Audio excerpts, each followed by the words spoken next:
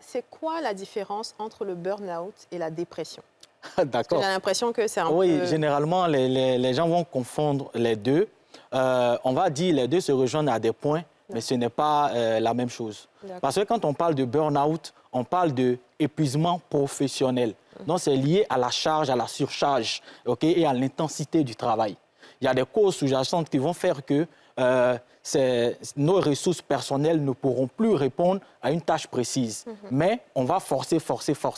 Et c'est ce qui va créer un peu ce malaise intérieur. Ensuite, vous allez voir qu'au niveau de la dépression s'installe au fur et à mesure dans le temps. Donc, du coup, dans le burn-out, vous allez voir la notion de lutte. C'est-à-dire qu'on se bat pour pouvoir s'en sortir. On veut s'en sortir, donc on a tendance à faire plus que la normale. Pourtant, dans la dépression, on sombre, on se laisse aller. Voilà, on n'a envie de rien, on a juste envie de partir.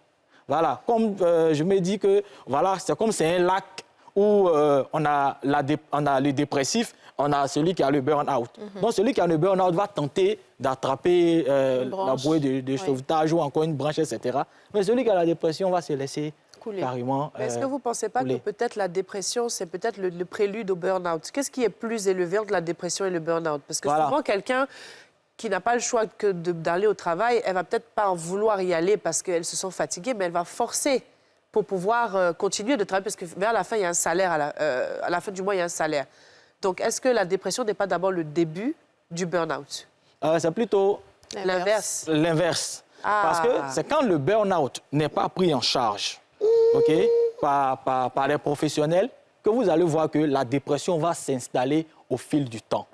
Parce que l'intérêt qu'on a pour le travail, dont on est en train de se battre pour pouvoir surmonter ça, quand la personne n'est pas prise en charge, la personne lâche, je veux dire, la branche.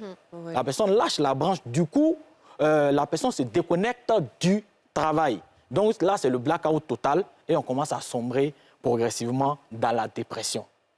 Parce que il faut que les gens sachent que le burn-out, c'est un problème de santé mentale. Il faut que ça soit clair. Ça fait partie de la grande famille de ce qu'on appelle les risques psychosociaux dans les entreprises. Parce que les risques psychosociaux dans les entreprises, on a trois éléments capitaux. On a les violences externes, voilà, les intimidations, les menaces, les injures. On a le stress permanent ou l'anxiété. Et enfin, on a les violences internes. La dévalorisation de soi, le harcèlement moral et puis les conflits permanents dans l'entreprise. Donc, ça aura des conséquences de façon générale. On aura les maladies cardiovasculaires, puisqu'on va faire des crises psychosomatiques. Ça veut dire qu'on aura des maladies inexpliquées. Quand tu vas à l'hôpital, on fait les examens. Par exemple? Voilà. Comme des grippes. Non, Aurélie. Voilà. Des grippes à répétition. On va faire des examens à l'hôpital. On dit tu n'as rien. Oui, mais tu te sens mal. Mais tu te sens mal. En fait, c'est psychosomatique parce que ce que tu as n'est pas lié à un micro, mais plutôt à une situation. Et puis, on aura des troubles musculo-squelettiques. Bon, ça, c'est un peu trop professionnel. C'est-à-dire que ce sont des troubles qui sont liés, en fait, aux douleurs musculaires, aux douleurs... Des maux de dos, alors que... De genoux. Voilà, de genoux, de pieds, etc.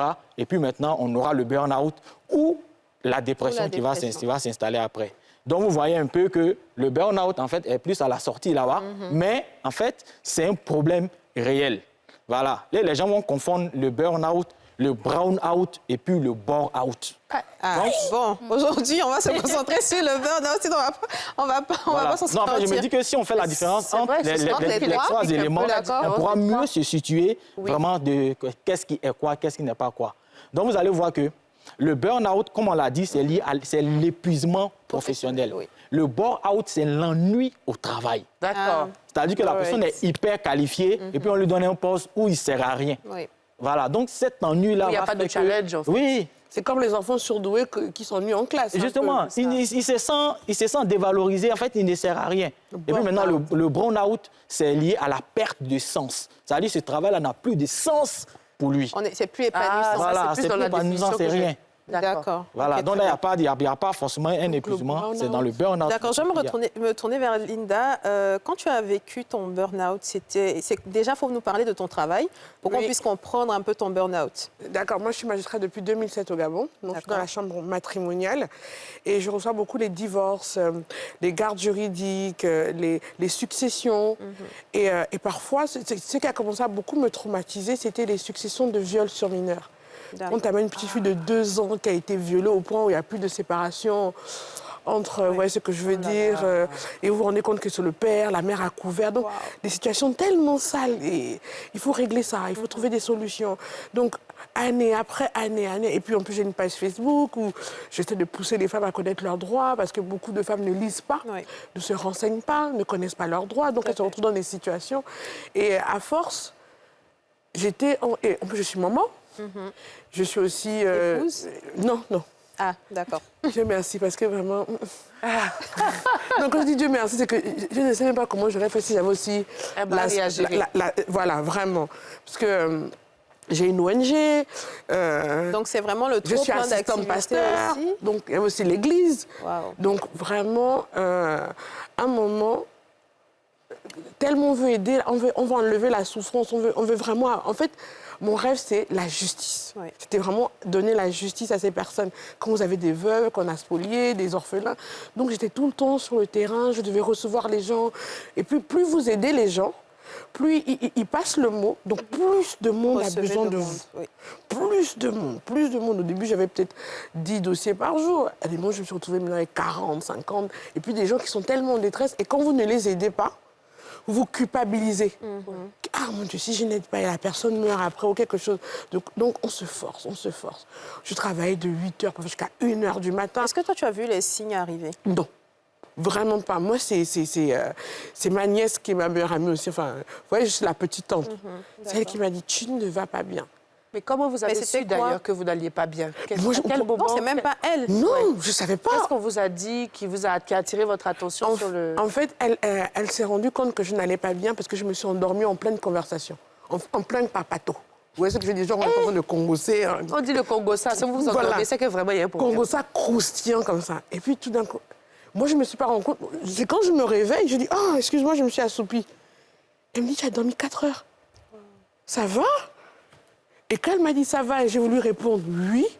Et là, waouh, j'ai commencé à pleurer. C'est-à-dire que tu pleures, tu ne sais même pas pourquoi tu pleures. Pourquoi tu pleures? Je pleurais. Et puis j'ai dit non, je vais aller bien. Elle m'a dit non. En fait, elle m'a attrapé, elle m'a dit non, tu ne vas pas bien. Et le fait qu'elle me le dise, ça m'a permis, c'est comme si un voile se déchirait. Et j'ai réalisé oui. Et au moment où je me suis rendu compte que je n'allais pas bien, je me suis rendu compte que je ne me souvenais pas la dernière fois que j'avais mangé. La dernière fois que j'avais rigolé, la dernière fois que j'avais juste passé une soirée à ne rien faire. C'est-à-dire que le cerveau t'envoie 30 000 informations à l'instant même. D'accord, très bien. Et c'est là où j'ai décidé que non, oula, il faut que je lève un peu le pied parce que qui va aller loin ménage sa monture. Exactement. On va revenir à ton histoire. Oui. Et moi, Erna, quand tu entends tout ça, ça te parle un peu? C'est un peu ce que tu vis aussi au quotidien en tant que coach?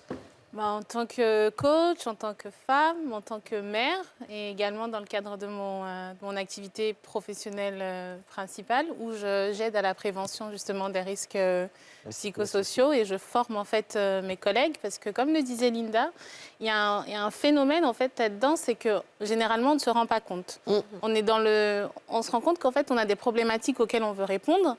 Mais on manque de ressources. Donc, qu'est-ce qu'on fait? On va chercher encore, on essaie de faire différemment. Et il y a cette société aussi où il y a un regard qui pèse sur nous, où on veut être performant, où on ne veut pas être celui qui n'atteint pas ses objectifs, où on fait davantage, toujours davantage.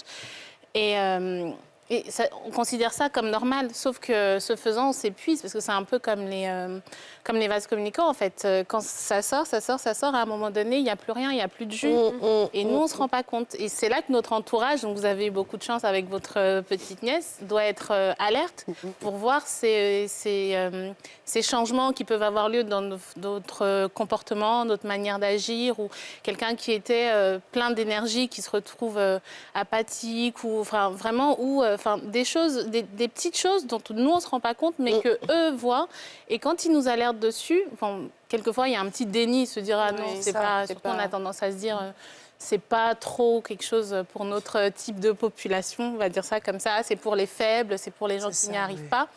Mais toujours est-il qu'il y a un moment où on ne peut plus, en fait. On ne peut pas donner ce qu'on n'a pas. Exactement. Et là, il faut véritablement faire. Linda, elle a eu beaucoup de chance parce qu'elle a eu quelqu'un qui a quand même eu le temps de l'alerter. Mais heureusement, c'était ma nièce. Ça aurait été quelqu'un d'autre, j'aurais refusé. Mais, Ah oui. et il y a ça, et il y a le fait qu'il y a pire même, c'est qu'en Afrique, comme vous l'avez dit, les gens ne reconnaissent pas. On va dire non, c'est les sorciers.